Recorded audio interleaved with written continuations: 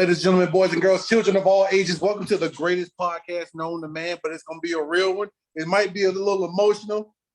I got tequila, so I might shed a tear or two tonight. Shout out to the Rock and Terra Monica. I might get into my feelings this evening.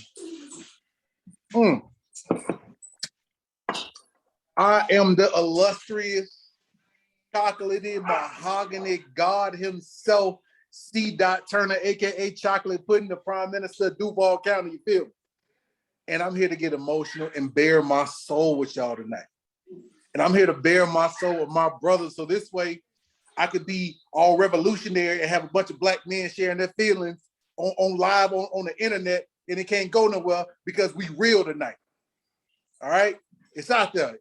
We feel like it's just emotional. It's liquor going. You might see a tear. I mean, whatever it takes. We going there tonight. You know Bay is going to turn his camera off at some point. Pretty much the dynamic trio is all here tonight. All right. You got the boy. Technically, we are the boys in blue tonight. We ain't the police. So, like, for all my friends who still do illegal things and I profit from it, we not the police, but we the boys in blue tonight. You know what I'm talking about? I got my right-hand man on my left-hand side with my left-hand man on my right-hand side. Mr. Six, who should have been the MVP, but we not going to talk about that right now. Thank you. We not going to bring that up. See, here we go. Here we go. I appreciate that. That is on one of the great should be two MVPs. Receivers of all time. And I'm going to give these boys their credit right now because I don't do enough of it. One of the greatest indoor football receivers of all time. James Madison Walton, the third, big game, Mr. Saturday Night. What's going on, baby? Hey, what's good, America? Listen, man. First and foremost, I think that's just a good prelude to a show that's coming because I will once again reiterate on that show that I was a 2008 UIF MVP. I was robbed. That's all I'm going to say about that. So if you don't have any idea where that show's going, we'll have a little fun with that. But I'll tell you what's really good, man. This topic, because I don't know about you two, man, but it's like it starts to creep, and now it's Labor Day, and every once in a while, whatever you're doing, you just feel a little bit more spring in your step, and you're like, hey, yo, do I think? ... It's like that bubble, like when you're on the iPhone, right? And you're waiting for that text. And then the response goes, hell no. And at the end of the day, man, I'm gonna take this one, Chris, as we always like to bring in, the true third head of this three-headed monster. As I used to call us when we used to hang out, together, after our playing days, I used to call us TBG, three black guys. But either way, man, this guy, man, that's to the left of me as I'm looking at him, probably to the right,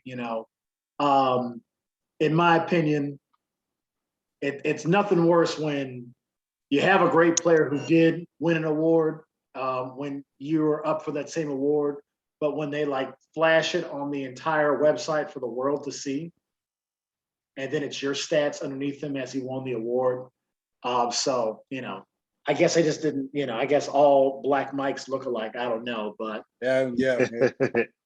Shout out Michael Andrew, who's one of the all-time greats, and was deserving of the award. But it's kind of messed up when you have Mike Bazemore stats in his name. But you're talking about a guy. It's not even about what he's doing in the community now, but was always a leader to me. Wears his colors proud tonight. One of the greatest, and I'm talking like this is a small list when I'm talking about who am I going to put on that end, on that backside. When you're talking indoor football, it's Mike Bazemore, and you tell me some other guys. Baze, glad to have you back for part 2. What's good, Baze? Appreciate it. We about to get emotional talking about some football, baby. You should see how much ice I have just served up for more drinks. I got I'm- Allie's actually sitting right next to me right now. She's like, babe, I got you. See, she right there. You saw the peace sign. She's like, hey. I'm gonna keep it to 1 tonight because I still gotta work in the morning and I don't want this shit to get too emotional. I'm keeping it. I'm gonna keep it to 1. All right, so America and all of our fans who pay attention and listen to what we're doing. We started this show off a little early, and I think the show actually I put it out today. It's about the game and what happens when you first kind of get into it and when you're into it and how it starts out and how the game treats you and everything. But tonight is kind of the climax. Tonight is what happens when you're done.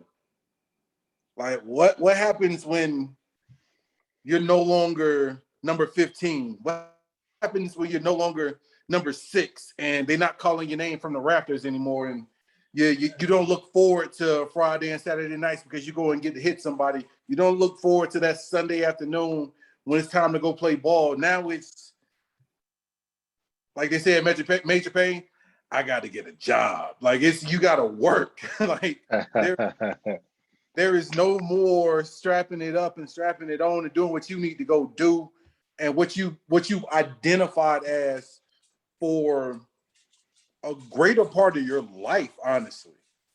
Like, because let's be honest, like for the most part, outside of Walt sneaking to play football, like this is what you have identified as for a great part of your life. And like this is how a lot of your friends are now friends. This is how people met wives and girlfriends and baby mamas and fans and current employers and all. Like this was your identity.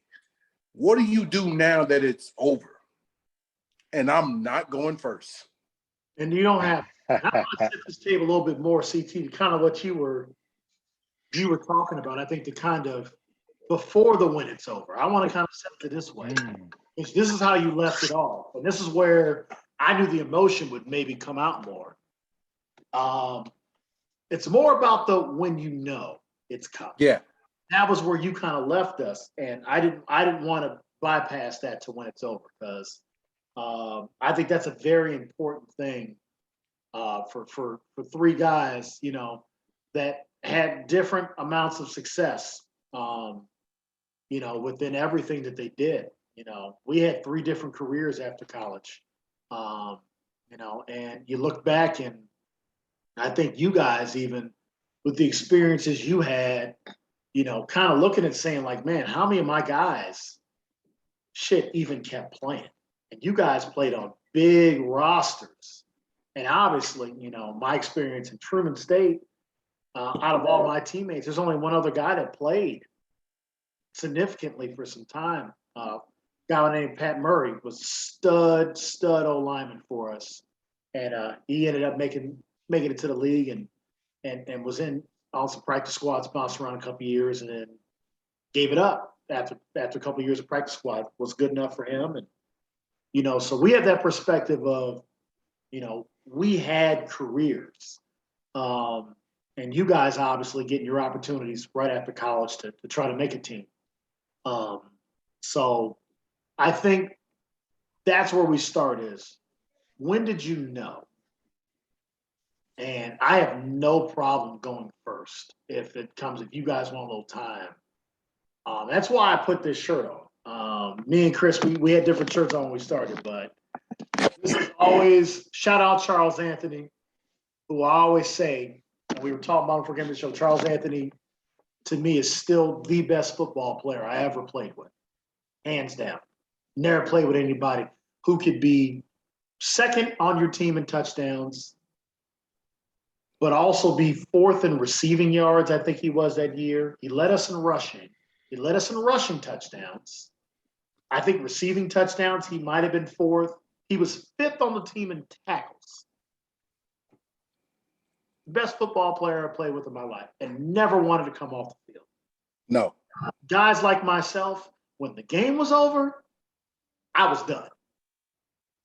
Part of that was because, you know, my contract stipulated that I was only going to make a certain amount of money. So once I knew the game was over, on to the next game. You know, that's, you know, I'm not going to get into all that.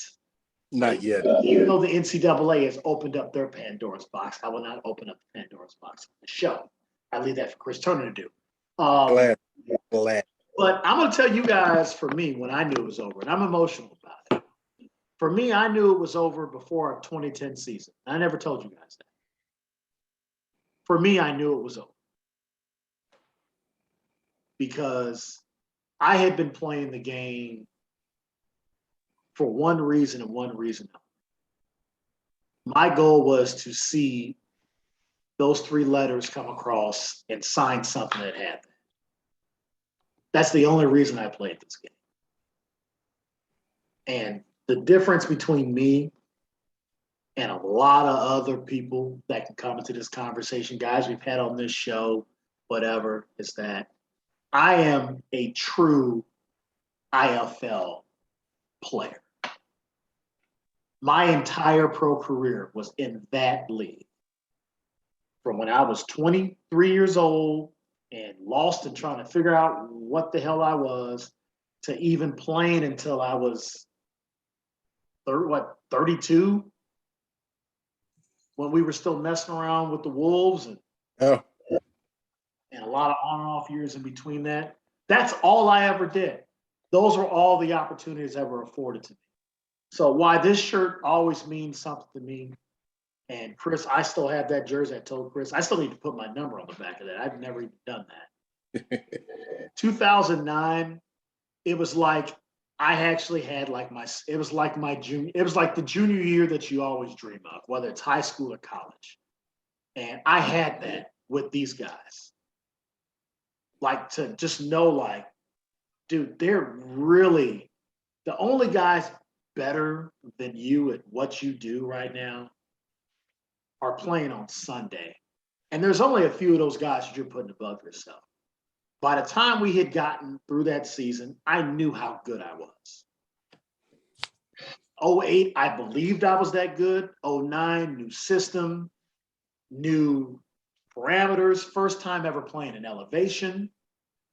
And you scored 34 touchdowns in the regular season. You sat out 5 fourth quarters and 2 third quarters. You know how good you are. And now you're not even seeking agency and all that because of who the guys you're surrounded with. You guys, hey, I need to get you signed. Like, let me work for you for free. And it happened. Here I am. And we were in that off season. And you guys were both still there because you guys stayed too. Yeah. But what you guys didn't know is I was back in the weight room after 7 days. I took 7 days off. That was after consulting with the agent, with my dad, with Coach O, with my uncle, which is basically my 4 horsemen of, this is your chance. You're 26. This is your chance. So I went all in. And I trained my ass off. And here it is. Well, James, we've seen this. I guess you're a 4.6 40-yard dash. I had a 40-yard dash time that I ran after working security in a nightclub in Chicago. 1 hour sleep. My dad took me to a rush tryout. I ran a 4.7 and 4.6 on 1 hour of sleep after standing on my feet for 10 hours. And that 40-yard dash time followed me my entire career. And I never knew it until I had an NFL agent. Oh, and then it started to make sense to me because I remember all the jokes. Yeah, he does this, but he's not fast. And I remember that. And that always stuck with me because I was like, I ran 4.41 with McDonald's on my belly in college at a Division II with very minimal, things to help you get ready for that stuff. Ran that in front of a Cleveland Brown scout. And you guys remember the game where I ran my shoe off? Mm-hmm. Paso? That's when everybody was like, oh, I guess he is fast. That was basically my fuck you to all you guys.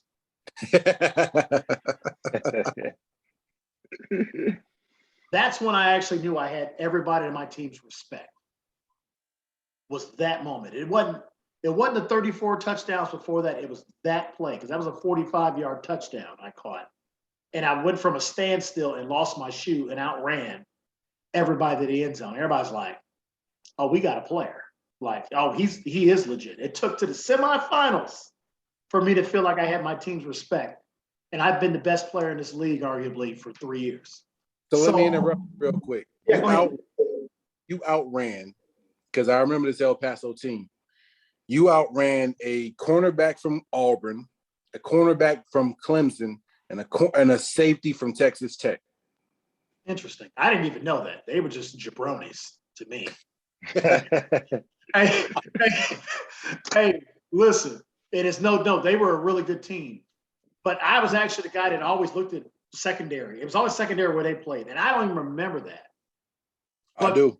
They were standing, all that was to me, that secondary was standing in the way of what we were trying to get to, which was having that home game at Rimrock. I knew that's all we wanted, because we saw those crowds, like they were 4,000, 4,500. So we had the faithful. And then that first Fairbanks game, it was like 5,500. It creeped up. And then that game versus El Paso, it was like just under $7,000. We were like, yo, we will sell this thing out if we get by these dudes. So there's no disrespecting those guys, I promise you. But in my eyes, I was like, and plus I didn't catch it. That actually broke my touchdown streak. I think I had caught a touchdown like 15 games in a row. I think we beat the shit out of Fairbanks like 50-9. You guys were so good. I think I had like 2 catches in that game. And then I caught the swine flu. So like I was extra motivated. Like I didn't play very well in the first playoff game. And I took that personal on me, like, you know, but we did the right things. Like that's why we had Robert Red, and we had Eric McCain, and we had Chuck, and we had Tim, and we had Yatari, we had Nolan, we had Mania. I didn't have to beat the guy every night. That was the first time I was like, that year where I was like, oh, 2 for 40, and we won by 40. Yeah, this team you can't beat us when we're on it. So to fast forward to all that, I'm training in this off season. I think because Robert had me in such great shape, I think I was playing at like 207, 208 the whole year. I was skinny as a rail. So I bulked back up. I put 30 pounds on in the off season. I was 235. And then it was, all right, let's run the 40. So I'm showing up every day. Shout out Mark Goldie, who took care of me that offseason, took care of a lot of us. I'm doing everything with Mark. And then we lined up and ran them 40-yard dashes. And I ran that 4.34. And I said, that's all I needed. And it was video. Nothing. Not a call. Not even from the CFL. I would have took the CFL and would have been good for me. Nothing. And when we went to that offseason, and I was just still Mr. Saturday Night, and it was year 5, I was like, I'm done. So I knew going into that year, my career was ending. I just didn't know how it was going to end, but going into our second season, I knew it was over for me. And I think my mentality kind of showed that at the beginning of the year, because I think you guys remember how slow I started. Like I didn't have the same, it was more about facilitating and leading. Like, you know, the infamous, we'll talk, I mean, it might come up in our next show, but the infamous, you know, trash talk session that happened at the All In the preseason that year. Like that was a lot of it coming from me was basically I've done everything that I needed to do. All I needed was the championship. It validates me as a player and as a man in my entire career. So with me not knowing that, I'm not gonna like. When is Coach O gonna ever put me on special teams? Except for the onside kick that I recovered the championship game. You're welcome. To add to my goatness in my mind. Don't ever forget about that. So I knew there was no opportunity for me to show because, one, I can't get hurt. Because what happens to this offense if I get hurt? And two, Coach O was never going to allow me to get hurt. Because we needed to develop these guys. So that's a long story short, America. I was 27 years old and I knew it was over. And I was good with it. I'll go real quick. I knew it was over in Chicago. Like in Omaha, like I was good with it or whatever. Like I was making money. I had other stuff going on. I was trying to build. Thanks for the hell of the playoffs, by the way. Got into the playoffs and all that. Like, bitch. You and Tough. Thank you. Thank you for that ass whoop. Appreciate that. And I'm glad you brought up Tough. And I'll tell you why here in a second. I was done in Omaha. I wasn't done in Omaha because at that time I was getting to be like 27, 28. So like I still knew I had a couple years in front of me. But at the same time, I kind of knew my best ball was behind me. But I knew I had like another decent contract kind of somewhere kind of coming. And then at the same time, I wasn't as focused as I should have been because in Omaha, Zoe was about to be born. So I was always waiting for that phone call so I could drive back to make sure I was there for the birth of my kid. So in Omaha, like it was just, okay, let me just do enough so that this next contract could come. And sure enough, it came.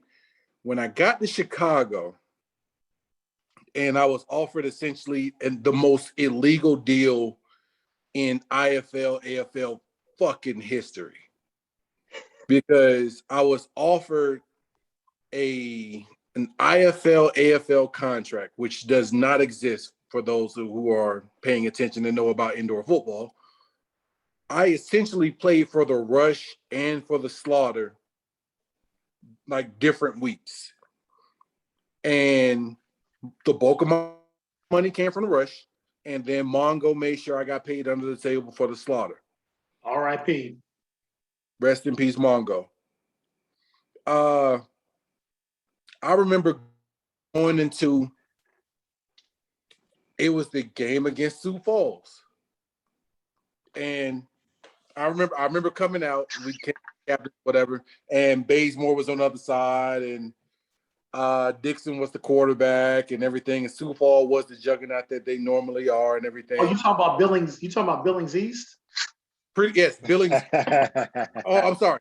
The junior college for Billings. That season, listen, that was Billings East. And they can all, when this hits, everybody's on that team. Dude. But don't fight me, but you're welcome for starting that trend. That was Billings East. So I remember I came through on a nice, oh God, like mind you, it was a swim spin move that was stolen from me by Michael Bazemore. But anyway, we're not gonna go into that. Oh my goodness. I hit Sioux Falls Charlie with a nice swim spin. Bam, bam. Came through clean, got the sack on Dixon. Wasn't excited. Like, damn, I sacked Dixon and I beat Charlie. Like, something should be like, okay, fuck it, okay, whatever. And then I move over to defensive end. Bull Rush Mania, who, for those of you who don't know, Mania is like a wall with arms and legs and a southern slang and a gold tooth. I was saying a gold tooth. And put it into context, he's the greatest left guard in the history of that indoor football. It's not even close. It's Mania. Ooh, you're gonna start it up. Artavius Williams, boy, he's gonna have something to say about that. He played the right side though. Ah, okay. Hey, I won't get into that, but student of the game, Mike Bazemore, student of the game. I bull rush. Being political, that's all that is. I'm running for president in 2024. I bull rushed Naya. Somehow Dixon dropped the ball. I picked it up, ran for a couple yards, turnover, whatever. Just because I saw Baze coming on the field, I threw up Baze's little sign just to mess with him. but I was not excited. And like I remember walking over to like I didn't even run off the field. Like I literally walked 30 yards off the field and went and sat down on the bench and like I think I'm done. Like I'm not excited. Like this shit ain't fun. And like I remember at this time, Zoe is like 15, 16 months. And like I remember looking up and all I could think of was like, okay, well, I know she really doesn't fully grasp what's going on. And oh man, I wonder if I need to go up there and change it. Like I'm thinking about everything else but like what's going on in this damn game. And like I just remember thinking that, damn, like I've been playing football since 1990. I'm done. Like nothing about this excites me. Like I remember somebody told me in high school, like when you stop getting them butterflies, when you stop getting nervous, when you stop getting antsy about the game, I had none of it. Like I didn't win, lose, or draw. Like I was just making sure, like, all right, my check better be there on Tuesday, like, or we're gonna have a problem. So like, and I was mercenary. Once you turn into a mercenary, it's time to go. And that's where I was, dude. Like I was at that point where it was just like, all right, game's over here in about an hour. I got Sunday off. I know we need to go buy groceries. All right, Zoe's decent on diapers. All right, I know Mongo gonna give me a couple hundred after the game. Like I was thinking, it was straight mercenary nonsense, and it was just like after the game, like we lost by like 2 touchdowns. Of course, I went up and talked shit to Bays, all my guys, took a picture, I think it was, and then like when I didn't even stay in the locker room because I knew nothing was gonna happen to me. I went, changed clothes, got my bag, went home. Like I didn't stay there for the end of the game, pep rah bullshit. Like I'm done. Like dude, like I played the rest of the season, but like I was done. I knew I was done. So go ahead, Baze. Yeah, so I'm gonna give it a different take, but it's going to definitely tie into what you just said in terms of when you don't have those butterflies anymore. So, like I said in the last episode, the game is unforgiving. So you never really know when the game is going to cut you off. And so the first like harsh reality for me, because I've been playing football since I was, man, youth, about 5th grade. Yeah.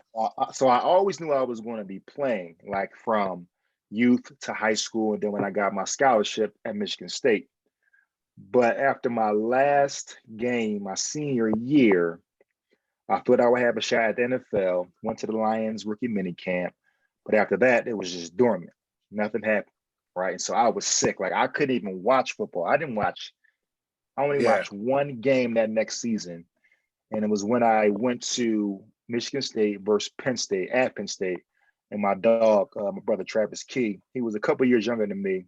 He had gave me his ticket. So me and my cousin, who's like my brother, we rode up to the game, check out the squad. But that was the only game I watched. Like I was sick to my stomach, couldn't even watch any football. So fast forward to playing arena football when I knew I was done was after the 2009, what's that, 2010 season, when everything was going on. It just was like, it was like a soap opera, dog, just Yeah. because we had so much going on. I was in school and I knew we were a great team. I knew we were going to win. It was a matter of like how much we were going to win or how we were going to win. And I became less excited about the game, just more reflective and just thinking like, okay, I got something else lined up. So I feel comfortable with how I left the game. I would have loved to showcase my talent at the NFL level, but I feel like the work I put in, I can say confidently that I was one of the baddest mothers to ever lace them up. Anybody in that position, I would argue that, I held my own. But in terms of when I played for Sioux Falls after that, I took that in a sense because I needed that as a job. I had an internship to finish my graduate degree. So I was like, I need some way to get some money. And so that was just a way for me. I mean, I'd rather play football than bag groceries. No knock on that, but like this football thing is natural to me. And during that year, the only games I got excited about were when we played against people that we played either with the Outlaws, or I had played against them for a number of years. So that was the only games that we got excited about, or for that I got excited about. The rest of the games, it was more or less like, all right, man, go out here and do my thing, Yep. get a couple Yeah, y'all both sacks. got real excited when y'all played me that year after we were. So thanks for those L's. Yeah. So those are the only games. I mean, playoff games. Oh, Chris, they beat the brakes off us. It was terrible. Yeah. I was That so excited to team. play them guys. I was like, well, maybe I'll have. And I was like, as soon as we showed up, they were all, every single one of them quivered. I That said, team. That team was cheating, man. That team was. It was something else. But the thing about it was, since we were all older, the rest of the teams gave us respect that we had Yep. skills, but we were old. And like Floyd said, I may not be what I used to, but I got enough to beat you. And all us old dogs had enough to beat teams pretty convincingly. well, that's because Yeah, y'all wasn't, okay, like, Give him credit. this is a Give him segue credit. off of this. Let me talk about Give him- that 2011 Sioux Falls team. That was very, very, very, very good. Thank you. Wasn't none of you MFers old.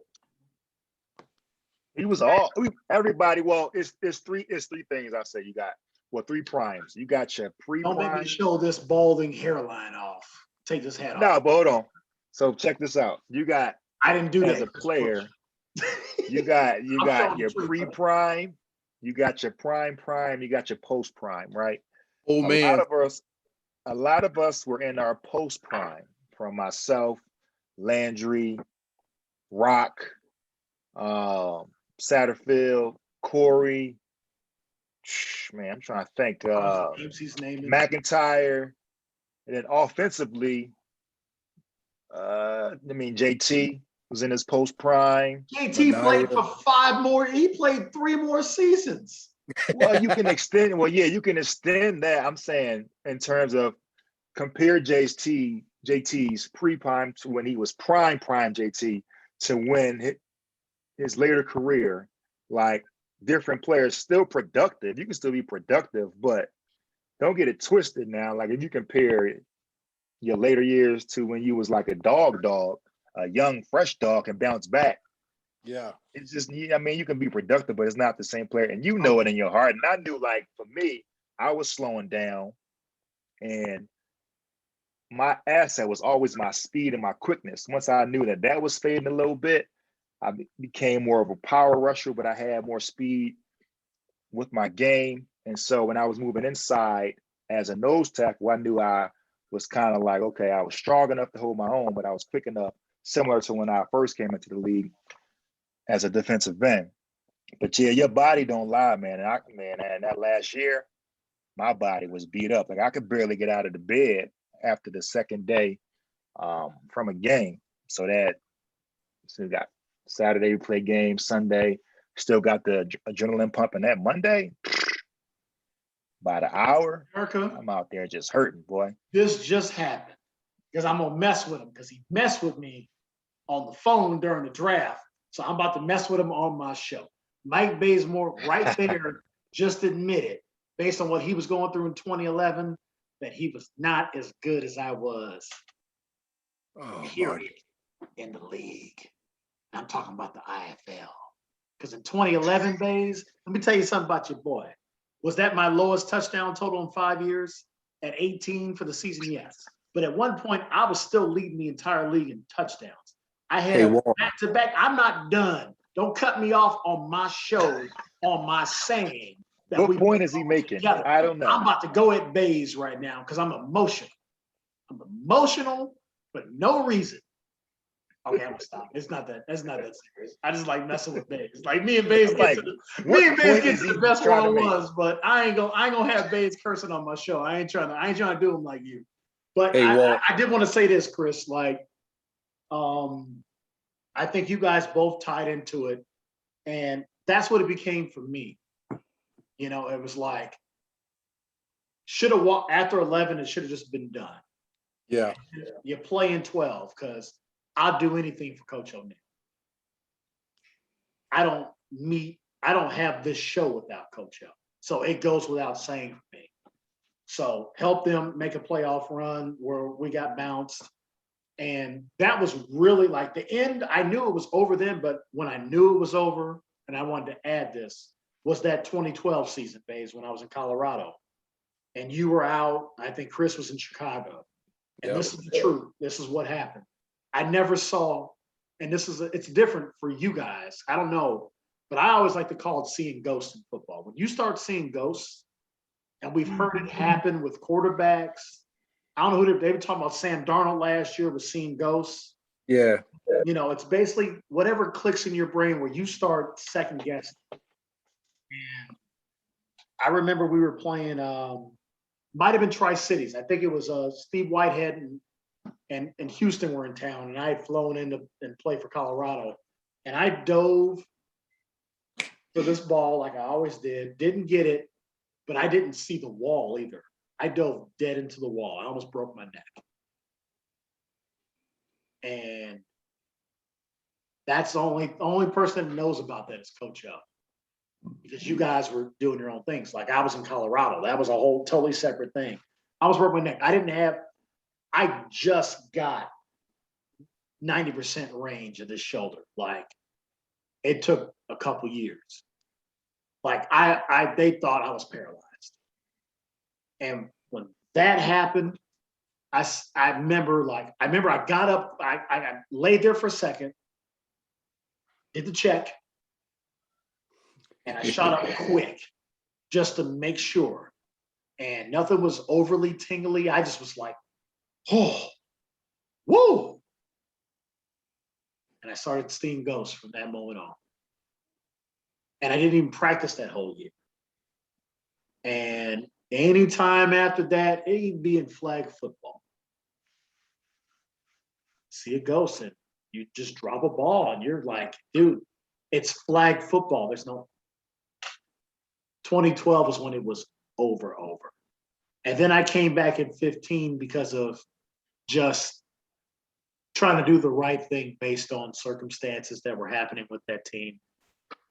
And the crazy part is, Bays talks about that post-prime. I caught 2 touchdowns in the game that put me out for the rest of the season. So how do you ever know when you're really, really done? When you're that good? I can answer that. Which I knew. I just was like, it's amazing. It's like, dude, I played like shit in that first game. We went to Minnesota. And don't get me wrong, Minnesota was terrible. Trash. We shouldn't have lost to them, but we did. But I had 2 touchdowns and I dislocated my fibula on some random shit.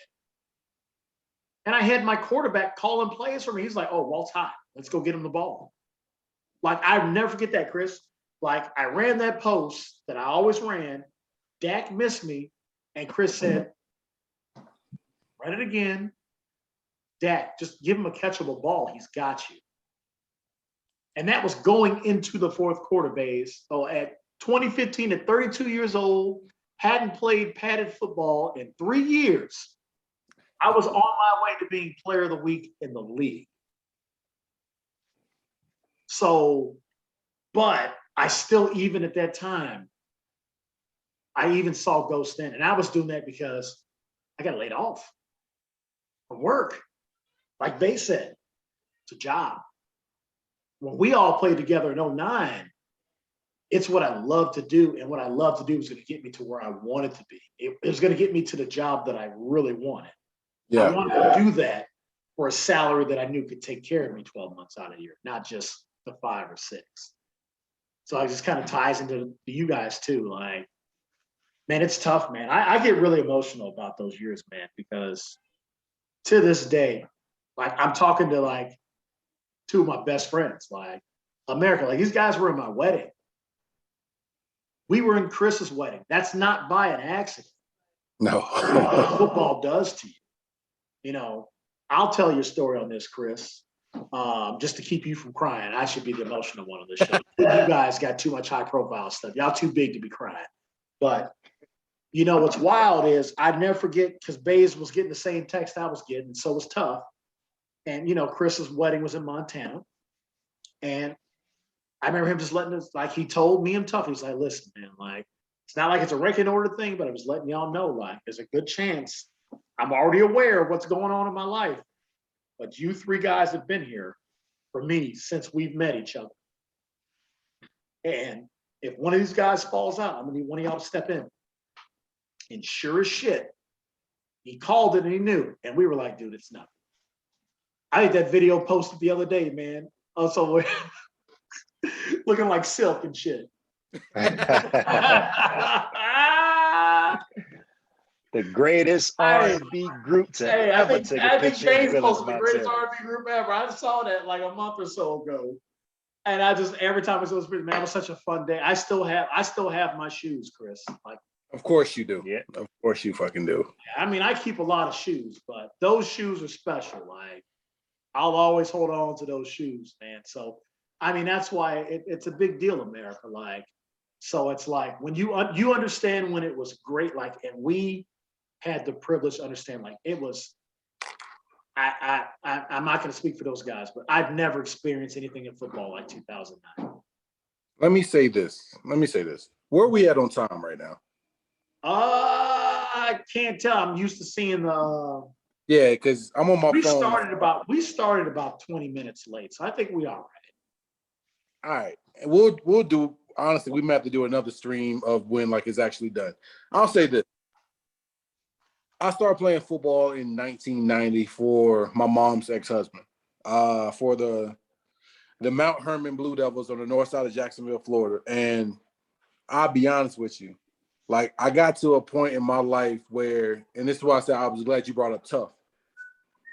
Like I'm a Floridian. Like once you get on that field, like you get to the point where you just think it's never going to end.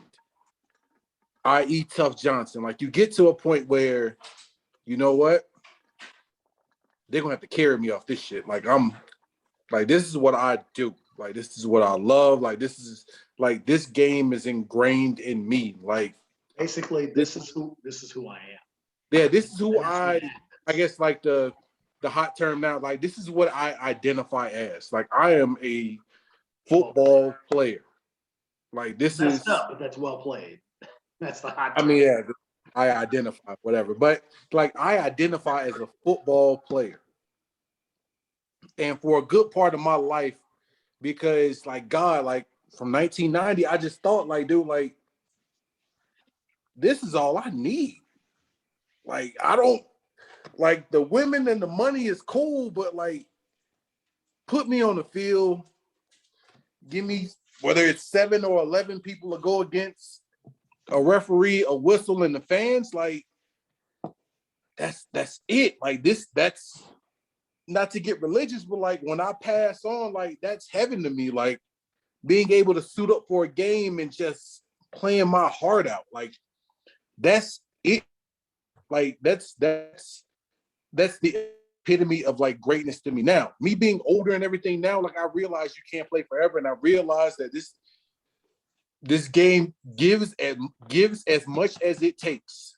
Let's be 1,000% clear about that, because for all the money and women and everything that kind of came with it, you got the injuries and the nagging everything and the headaches and like the missing the game and all that other stuff. So well, I got some of that. I don't know about all this money and women you talking about. I ain't getting none.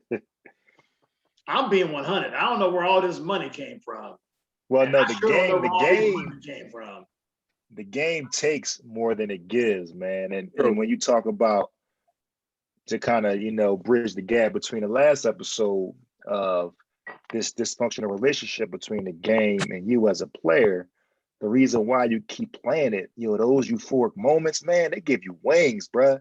Like when you like tattoo somebody, when you score a touchdown, when you watching your brothers in arms make great plays and you cheering them on, like you living through them. Like I can remember great plays when Kelly Ross ran clean through it my dog Sean like Treasure. Gunshot. I was like, man, I thought I was more happy than any hit I ever had in the IFL at that point. I was like, yo, oh, this is gonna be a great game. Watching when Charles came back from his ankle injury and he went bananas. My man had about 100 plus, something like that, 2-3 touchdowns. He was running like a man possessed. Like it's crazy watching countless receivers from Willie Austin go over the wall. You know what I mean? Like we just got so many different stories, man. And you know what I'm saying? Turner, I can remember vividly, he throwing over the quarterback over the wall. Like you just got just countless stories, bro. And it's just kind of those euphoric moments, man, just keep you coming back. Nobody else did that. You know what, Bays? Nobody. The only other guy I ever see do that spin move, and that's who you reminded me of, except you could play all downs. I said, man, I'm playing next to the indoor Dwight Freeney. I play with the Dwight Freeney of this league. Yeah. Except this guy plays everything. Yeah. That's who you always reminded me. I see guys there. I was like, nobody, like the only guy I see that do this move, and Bays was so tactical with it because every time he used that Freeney spin, it was a sack. It worked. It never Worked. was he didn't get. No. If he was setting you up for 57 minutes, because he was looking at the clock and said, you know what? Based on what I get, I'm running out a little bit of time. So I guess I couldn't get you this way. You didn't know I've had this move for the whole 56 minutes, and he would bust it back. Man, look. Dude, I'm gonna say this. I guess I gotta give this bastard his roses too. Like, on every level I've played on, like I've always known or had an inkling that, like, all right, I'm just better than you some bitches. Like I can look to like the left and right, and like even at Alabama, like I'm looking to the left and right, like looking at the nose guard, like, all right, yeah, you're a little bit bigger than me, but I'm faster and stronger than you. Looking to the defensive end, like, yeah, you're a little bit faster, but I'm stronger and my moves are better. I remember that 09 season, and I remember looking to my left and my right and just thinking, all right, I can't be like the weak link in this.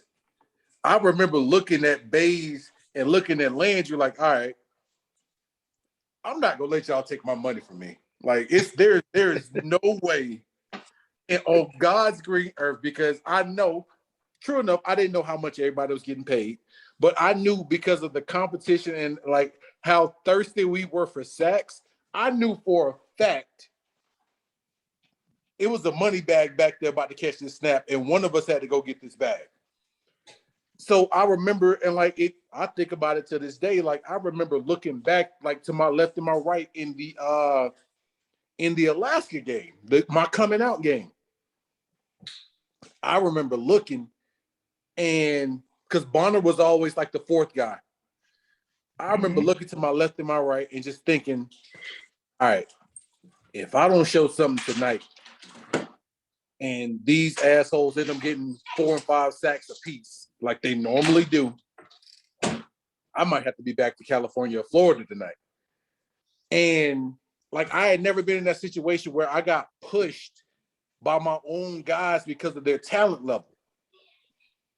And like still to this day, clearly, like these guys are still like my best friends in the world because like they went through the same exact thing and like they had the same feelings, because I know we will all three get back there for a sack, almost like it's a damn screenplay or jailbreak. And nothing better. We are literally pushing each other off of the quarterback so our name can get yelled by the announcer. Like that's a drug that's blue magic all by itself. Like that's what Nicky Barnes, that's what American Gangster was like. This is the most addictive drug in the world. And like these dudes got the same addiction I got. I will say it right now, and I have echoed it for the last year on this show. The greatest defensive line in the history of that league will forever be Mike Bazemore, Mike Landry, Chris Turner. And you can put it in any order you want. There was nothing like watching you guys go. You guys helped us beat a team 74-3. That will never be touched. People might score a bunch of points. I mean, Bays was on a team that scored 105 points. They gave up 71. We beat a team 74-3 in indoor football.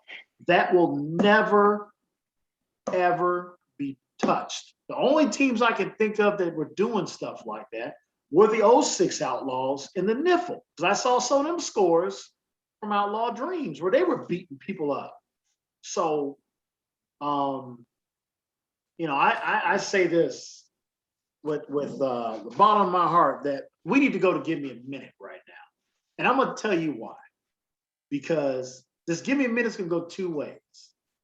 I can either go first and be emotional and say the good things, or I'm going to do the smart thing because it's my show and hear what y'all have to say. Because there's a lot on my brain right now. I'm going to go first. That I need a minute for. So before I get all mushy and gushy, I'll go first. I'm going to need to hear what y'all got to say. Because I think we need to just go ahead and get to Give Me a Minute. Because we at that point where everybody needs to go to bed. And we're going to see each other in about a week. So I'm like, we should stop this. We got plenty of time to get a whole bunch of footage in next week. I'll go first. So America, I know you can't see it, green screen and all that, but don't worry about it. I'll help him. He's drinking that, America. Shout out to the Rock. America, give me a minute. And I might run a little long. I typically don't, but I might run a little long on this one.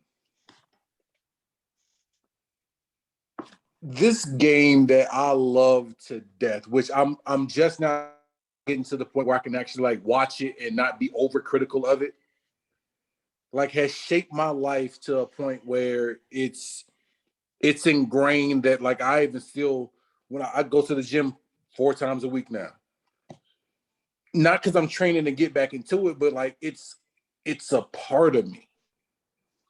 Like, I think Bays hit it on the head. Like everybody can go back to a moment, or at least us three can go back to a moment where you could just think about a play and like you're instantly back into that moment. And like everybody can go back to a game and think of, all right, man, I know the game happened 12 years ago, but if I would have just hit him with this, I would have been all right. Like, so, like I said, I'm just now to the point where I can actually like watch NFL. I can't watch arena football at all, but I can watch NFL. I can watch college football for several reasons because Alabama's the greatest college football team of all time. But I can watch. Here you go. Here you go. Starting this bull already. That look like Robert Downey in Avengers? I can watch college football and like be excited about it now. I say that to say this. Like, man, from 8 years old to whenever I stopped playing with the Wolves or whatever, which was just playing to be playing. Like I'm saddened with how football is now. Like honestly, it like my heart hurts for it, and I'm trying to wrap this shit up before I actually get emotional. Like my heart hurts for the game because like this game got me out of Jacksonville, Florida. Like I'm gonna be 100% with you because like if it wasn't for this game, like bitch, we ain't got no money for college. I damn sure wasn't getting no academic scholarship. Like I'm gonna be honest with you, like I got a decent score on the SAT and a decent score on the ACT. It wasn't Ivy League or Princeton, and let's be honest with you, like it took a little palm greasing to get the kind of score the way it was. I'm saddened, and I love this game so much that like it hurts and gives me joy at the same time. So like anybody of the younger generation who watches this show, my little cousin, who I'm going to see in about a month and a half for the Ed White Riverside, the league game, like dude, like this game has catered and tailored my life to a point where it's ingrained in me. And my 10-year-old who plays soccer, when I coach her on soccer, like I coach her like a football player. So my give me a minute, like, is a thank you to football, I guess. Like a thank you to the game that's got me out the hood and got me a couple dollars in my pocket, got me living a suburban dad lifestyle. Like it's just my give me a minute is a thank you to the game. So America, that's been my minute. Pretty good. All right. Damn so we're good, so damn far. good. So I'm still in my right frame of mind. Let me see what I'm gonna go ahead and kick it over to Director Bazemore. America, give me a minute. Out. Yes, America, give me a minute. I'm gonna keep on that same vein as Brother Turner. As a thank you to the sport. There's nothing like it, man. There's a lot of sports in this world, but it ain't nothing like football, dog. Like just the way a sport can bring together complete opposites and strangers, and you build something beautiful. Like there's no other sport like it, and it's taken some hits, just given all the pushback from a medical standpoint. People ask me what I have played, knowing what I know now, and the answer is unquestionably yes. Like it was my choice. Just the joy I got from playing the game. Like you can't replace that with other sports that I have played. And like I said, it was a place of belonging. It was my refuge. You know, in times where personally wasn't having the best situation in my life. So football, man, has been everything for me. And in terms of that, just that chip on my shoulder, I still have it. You know, even though I know I can't play anymore, I'm old, I'm washed up.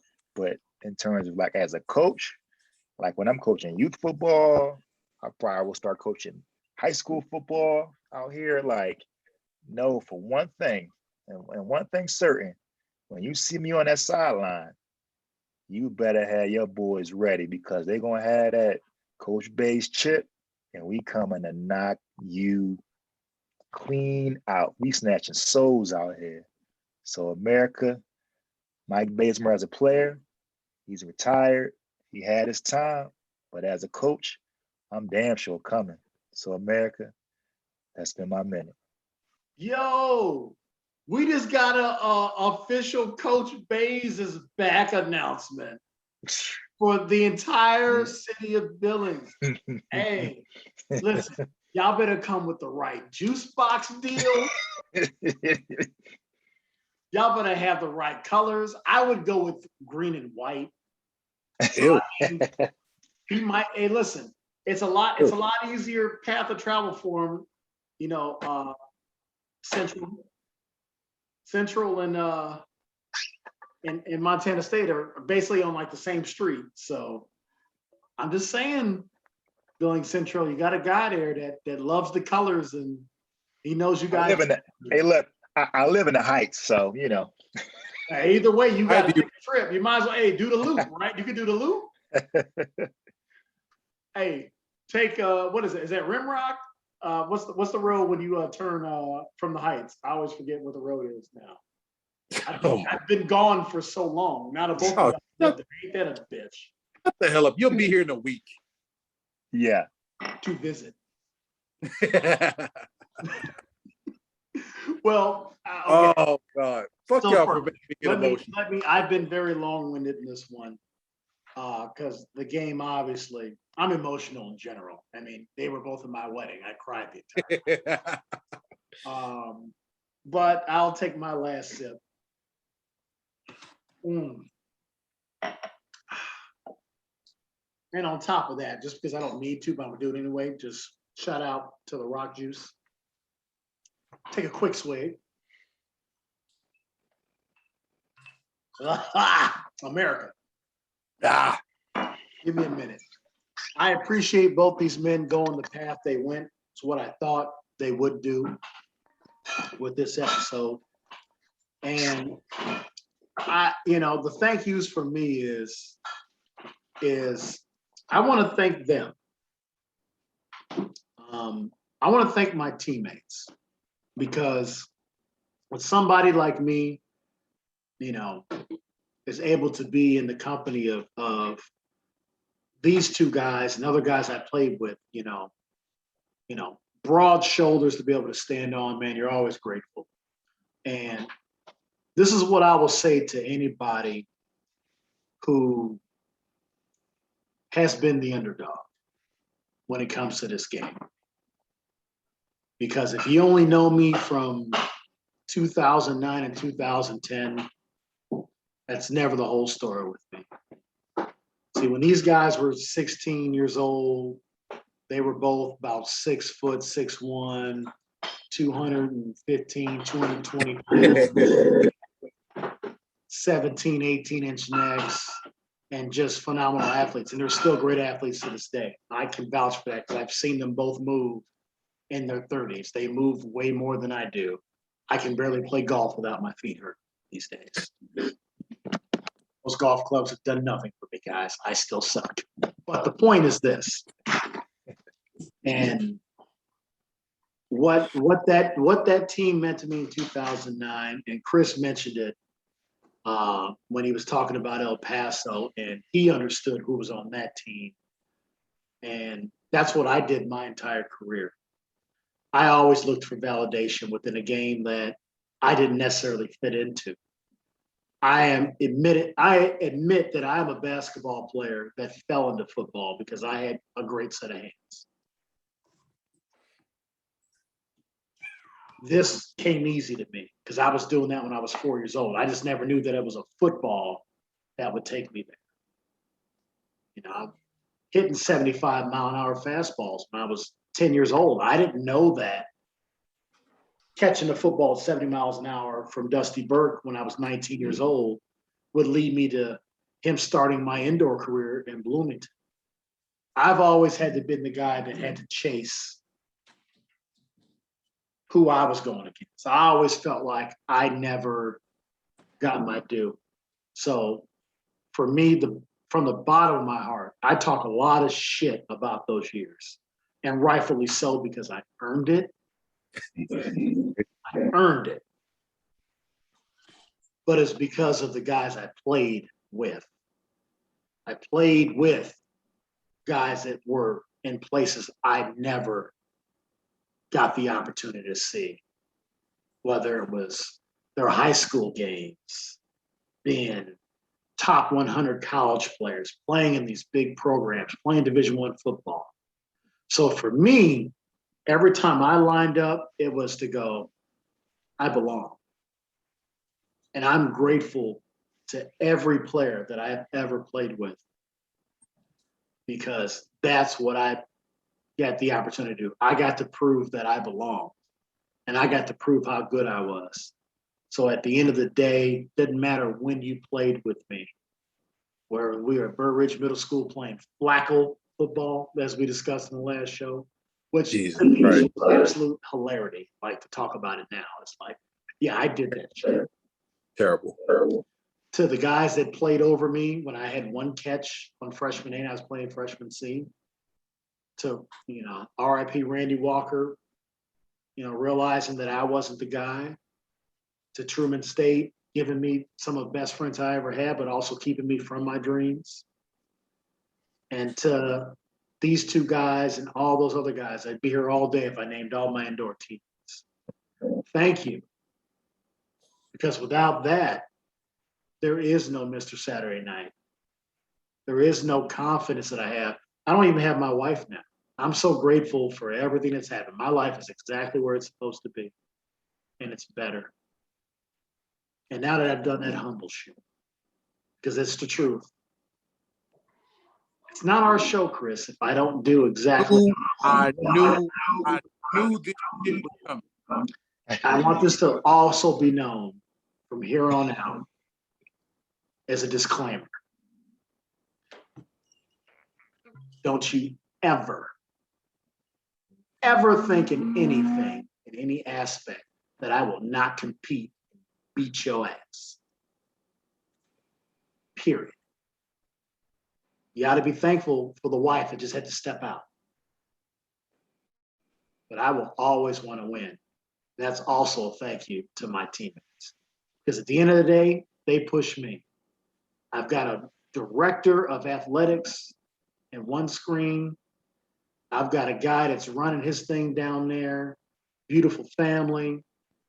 He's figured out how to put his screen to What's Good America. I can't do any of that shit. You've been seeing this same jazz poster for a year on this show. I can't do. I can't even blur this out. I can't do backgrounds. Nothing. All I'm saying is, listen to me. Whoever you are and whoever you think it is, when you think about me in any aspect of what I do, these guys know, and I'm gonna tell you, if you give me the chance to be great, I promise you, I'm gonna back that shit up. And it's thanks to these guys. That's been my minute, America. Chris, you thought I was gonna get bad. That's not where I was trying to go. I just fucking love you guys. I love talking about us and how good we were.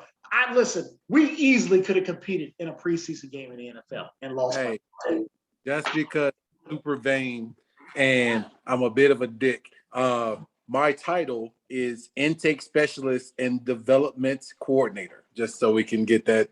I can't say the company that I work for because they would actually watch this show and then I could possibly get fired because I had to sign the social media agreement. But it's my title. Don't ask for who I work for though, but there we go. So I can put it this way: if you end up getting fired, we must be more popular than we thought we were. Hey, let me. Hey, I was thinking about this, and this was actually gonna be my give me a minute before we got emotional. You know, if this shit ever blows up, you know how quickly you're gonna have to replace me. Yeah. Like because all the Instagram posts and MySpace posts, I used to like Asian people and iPhones and Chinese. Like it's so much shit that would just cancel just from my social media, let alone like I've said so much racist shit, like it's ridiculous. Yeah, so at the end of the day, I look at what's going on. They basically got Stephen A. Smith by himself on ESPN. Who's really trying to hear that? They just come on and let us get on the show, you know what I'm saying? And let us do what we do. And we'll still do our podcast every time. America, all we're saying is thank you. And we are upon the greatest time of this show. You don't know what's going to happen next week because we don't know. We did 2 Facebook Live shows that were outrageous. Because that show with Chris and Coach O got out of hand quickly. I mean, shout out to Screwball, but they ain't shouting us back. I think Chris, you and I will have to discuss offline. Hey, listen. It's time for Root Out Whiskey to make their appearance. That's all I have to say. I'm gonna be honest. I'm all for another company. We may have to make an appearance at our local watering hole that we used to go to. All 3 of us, we may have to make an appearance there and see what we can do. Which one? The one downtown. You're not talking about like the Irish joint. Yep. Oh. We may have to make an appearance. I can call off for a couple of days. We'll talk about it all. Anyway, America, that's been enough Good America. I am Scott Turner. That is James Big Game Walton. That is the AD himself, Michael A. Bazemore. We appreciate everything. And every time you guys tune in to us, make sure you follow, like, and subscribe. And the same question I asked tonight is the same question that I ask every day. And what is that question, Walt? I actually gonna pass it over to Baze. What is that question, Baze? What are we asking them? What's good, America? What's good, America? What's good, America?